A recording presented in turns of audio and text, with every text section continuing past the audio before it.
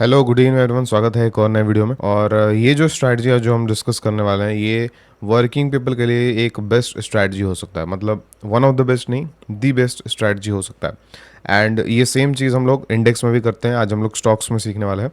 तो अगर आप इंडेक्स में करते हैं तो वो बेस्ट है, और अगर स्टॉक्स में करते हैं तो कम कैपिटल है आपका तो आपके लिए बेस्ट है, बट ज़्यादा कैपिटल है तो आपको इंडेक्स ज़्यादा प्रेफर करना चाहिए। ठीक है, क्योंकि स्टॉक्स में कुछ चीज़ें होती हैं, लिक्विडिटी का थोड़ा सा इंडेक्स के मुकाबले थोड़ा प्रॉब्लम करता है। सिर्फ हम लोग निफ्टी 50 में ही काम करने वाले हैं इसीलिए। एंड जिसका कैपिटल कम है उसको लिक्विडिटी एंड ऑल का प्रॉब्लम जो है वो नहीं आने वाला है। जिसका कैपिटल ज़्यादा है वो इंडेक्स में प्रेफर करे, एंड जिसका कम है वो स्टॉक्स में कर सकता है। रीज़न ये है कि स्टॉक्स में रिस्क रिवॉर्ड काफ़ी हाई हम लोगों को मिलता है, एंड कम कैपिटल में ग्रोथ जो है वो ज़्यादा हमको मिल सकता है। और नवंबर मंथ का एक्सपायरी हमारा पहले से चूज़ किया हुआ है। अब हम लोग जो है 1-to-1 स्ट्रैटेजी करने वाले हैं, 1-to-1।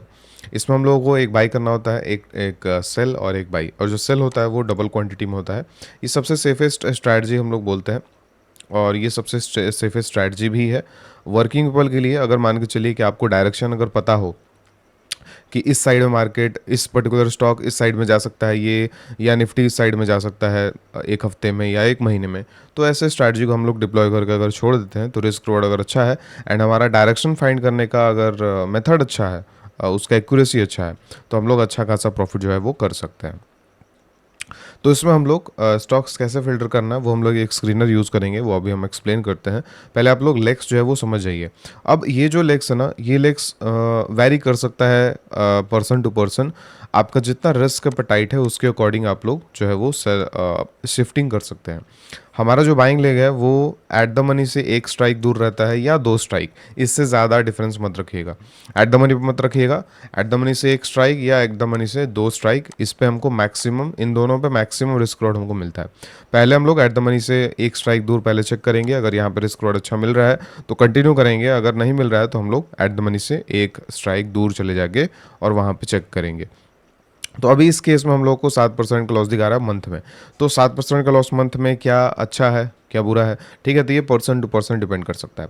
एंड हम क्यों बोल रहे हैं कि कम कैपिटल के लिए स्ट्रैटेजी अच्छा है, क्योंकि 50,000 के आसपास हमको कोई भी स्ट्रैटेजी में ऑप्शन सेलिंग नो नहीं हो सकता है। इसमें 1.5 लग जाता है हमारे इंडेक्स में, तो इसीलिए छोटे कैपिटल के लिए अच्छा है। इससे भी कम रिस्क लेना है अगर हमको, तो हम लोग सेकेंड स्ट्राइक पे रख के दोनों के बीच में एक ही स्ट्राइक प्राइस का गैप रहेगा। तो अब जैसे आप लोग फिक्स मत कीजिएगा, जैसे कमेंट में कुछ हो सकता है, आपको डाउट होगा कि कौन सा लेग एग्जैक्टली लेना है, वो आप नहीं बताएं। बट हम खुद बता रहे हैं कि एग्जैक्टली कोई भी लेग सेट मत कीजिए, फिक्स मत कीजिए। इसको ऊपर नीचे करके टेस्ट कीजिएगा, आपको जो रिस्क रोड अच्छा लगेगा उसको आप लोग कंटिन्यू कीजिएगा। ठीक है, हम लोग उसके साथ भी जा सकते हैं। इसमें 5% रिस्क एंड 5.6% रिवॉर्ड।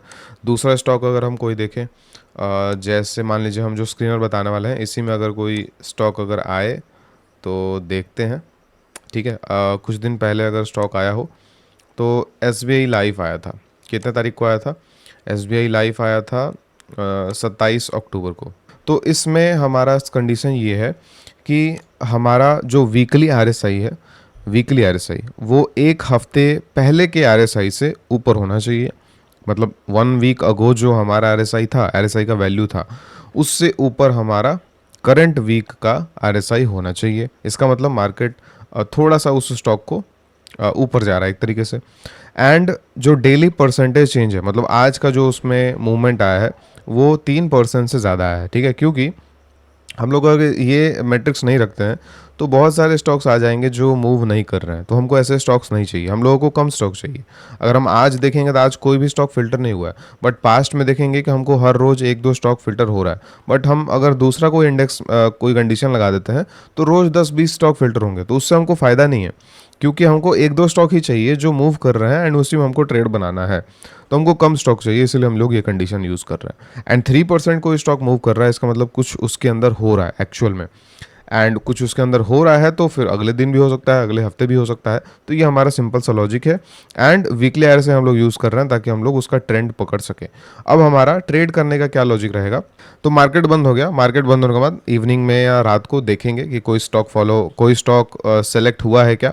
अगर कोई स्टॉक हमारा सेलेक्ट हुआ है तो हम लोग देखेंगे कि क्या वो वीकली हाई के ऊपर है क्या। अगर हुआ है तो सेलेक्ट, अदरवाइज रिजेक्टेड। अगर वीकली हाई के ऊपर क्लोज हुआ है तो सेलेक्ट, अदरवाइज रिजेक्टेड। उसके बाद हम लोग जाएंगे अगले दिन और सुबह में देखेंगे कि क्या उसमें उसके लेग्स में लिक्विडिटी है। अगर लिक्विडिटी है तो हम लोग एंट्री करेंगे एज पर आवर रूल्स, ठीक है, ये स्ट्रैटेजी बना के। अगर लिक्विडिटी नहीं है तो वो स्टॉक को हम लोग रिजेक्ट कर देंगे। अब हम लोग ट्रेड बना चुके हैं। ट्रेड बनाने के बाद जब भी वो in the money, second in the money leg पे जाता है तो हम लोग उसको एग्जिट करके और वापस से जैसे हम लोग बनाए थे पहले, वापस से हम लोग सेम तरीके से बना देंगे।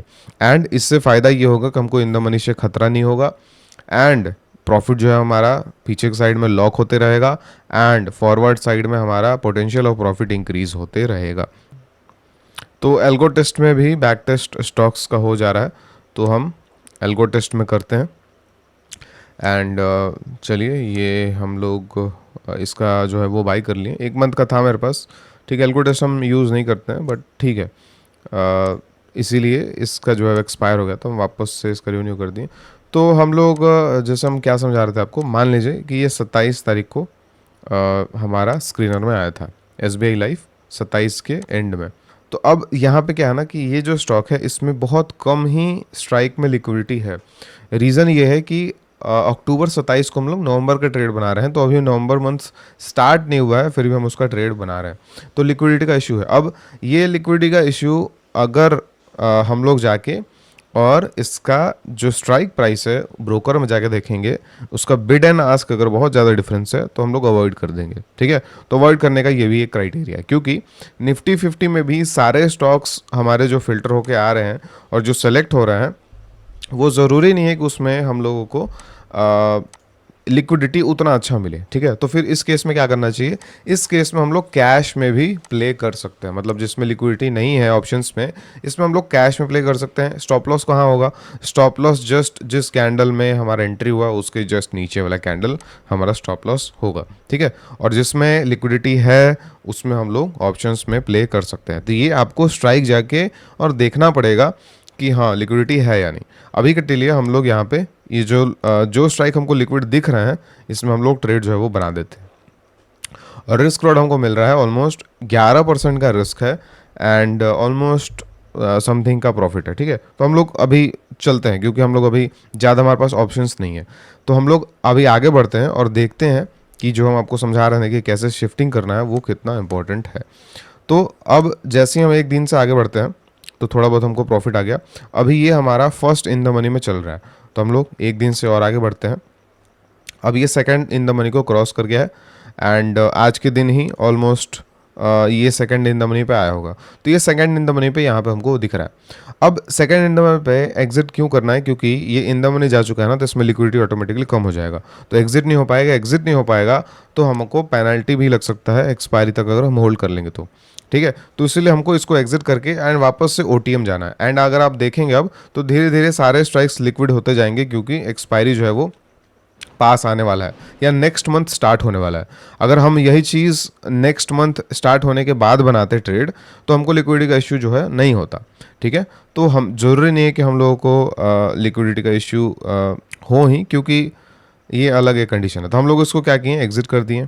धीरे धीरे सारे स्ट्राइक जो है वो लिक्विड हो रहा है। अब हम क्या किए, इन द मनी से वापस से हम लोग धीरे से नीचे आ गए और सेल लेग जो है वो डबल क्वांटिटी कर दिए।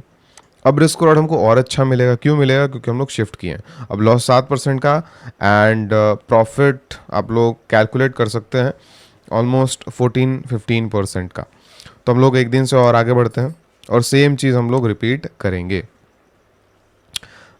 इन द मनी जो है वो 30 का जो आज एंड हो गया, तो अभी हमारा ऑलमोस्ट 6% का प्रॉफिट चल रहा है।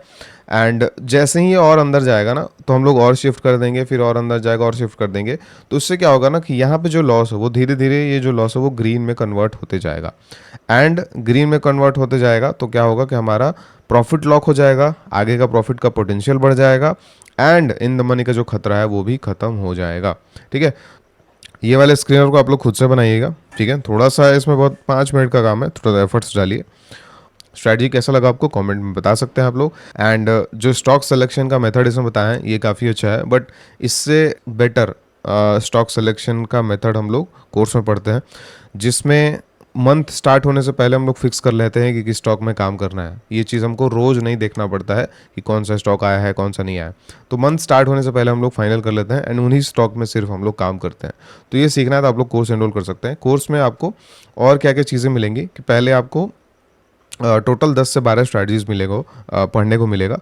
सारे पोजिशनल स्ट्रैटेजीज ही हैं एंड इसमें weekly iron fly, monthly iron fly, working people के लिए 3 डायरेक्शनल स्ट्रैटेजी जो सबसे बेस्ट होती हैं वर्किंग पीपल के लिए, एंड उसके अलावा भी और कुछ स्ट्रैटेजी, सेंसेक्स का भी स्ट्रैटेजी। तो टोटल आपको 10 से 12 स्ट्रैटेजी इसमें देखने को मिलेंगी। इसमें से आपको 1 या 2 स्ट्रैटेजी मास्टर करना है। जितने भी लोग हमारे कोर्स में जुड़े हैं लास्ट 2.5 सालों से, वो सब लोग एक कम्युनिटी में हैं अभी तक, और वो कम्युनिटी में लोग इंटरेक्ट करते हैं एक दूसरे से एंड जो भी परफॉर्मेंस है वो सारी चीज़ें डिस्कस करते हैं। ठीक है, एक डेटा आपको दिखाने का हम थोड़ा सा ट्राई करते हैं। तो ये डेटा जो है ना, ये हमारा मेंबर्स का डेटा है, पर्सनल डेटा। इसमें बेसिकली हम लोग एक पोल किए थे कि हम लोग जितने भी ग्रुप में हमारे मेंबर्स हैं जो लास्ट 2.5 साल से जुड़े हुए हैं, उसमें कितने लोग जो हैं वो लॉस मेकिंग से प्रॉफिटेबल हुए हैं, लॉस मेकिंग से ब्रेक इवन हुए हैं, ब्रेक इवन से ब्रेक इवन ही है, या लॉस मेकिंग से लॉस मेकिंग ही है। तो अगर आप ध्यान से देखेंगे तो ऑलमोस्ट 67% लोग लॉस मेकिंग से या तो प्रॉफिटेबल हो गए हैं या तो ब्रेक इवन पे आए हैं। ठीक है, एंड ऑलमोस्ट 80% लोग अगर हम बात करें तो ब्रेक इवन या प्रॉफिटेबल है। लॉस मेकिंग सिर्फ 20% है।